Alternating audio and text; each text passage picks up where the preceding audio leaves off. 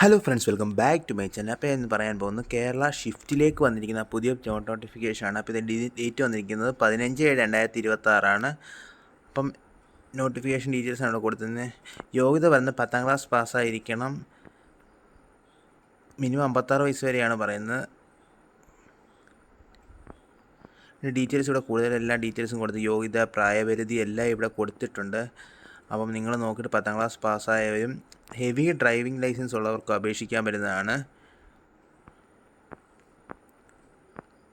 എല്ലാ വ്യവസ്ഥകളും ഇവിടെ പറയുന്നുണ്ട്. MVDയുടെ കുറേ വ്യവസ്ഥകളുണ്ട്. അതെല്ലാം നോക്കിയിട്ട് അപേക്ഷിക്കാൻ പറ്റുന്നുണ്ട്. എല്ലാവരും അപേക്ഷിക്കുക. നല്ലൊരു ഓപ്പർച്യൂണിറ്റിയാണ്. കരാറടിസ്ഥാനത്തിലാണ്. അപ്പോൾ ഇതിൻ്റെ വെബ്സൈറ്റിലൂടെ ഡീറ്റെയിൽസ് കൊടുത്തത് 3/8/2026 വരെയാണ് അപേക്ഷിക്കാൻ പറ്റുന്നത്. വൈകുന്നേരം 5 മണി വരെയാണ്. അപ്പോൾ www.cmd.kerala.gov.in എന്ന വെബ്സൈറ്റിലാണ് ഓൺലൈനായിട്ടാണ് അപേക്ഷ സമർപ്പിക്കുന്നത്. അപ്പോൾ ഇതിൻ്റെ ഡീറ്റെയിൽസോടൊക്കെ നോക്കേണ്ടതാണ്. അപ്പോൾ കൂടുതൽ ഡീറ്റെയിൽസ് നോക്കിയിട്ട് അപേക്ഷിക്കാൻ പറ്റുന്നില്ല. അപേക്ഷിക്കുക. കെയർഫുള്ളായിട്ട് എല്ലാ ഡീറ്റെയിൽസും വായിച്ച് നോക്കിയതിന് ശേഷം മാത്രം അപേക്ഷിക്കുക. ദിവസവേതനമാണ് $715 പറയുന്നത്.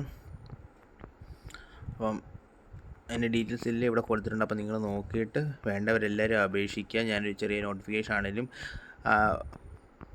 നല്ലൊരു വേക്കൻസികളാണ് വന്നിരിക്കുന്നത്. അപ്പം കേരള KSRTCയിലേക്കാണ് വന്നിരിക്കുന്നത്. അപ്പം ഷിഫ്റ്റിലേക്കാണ് വന്നിരിക്കുന്നത്.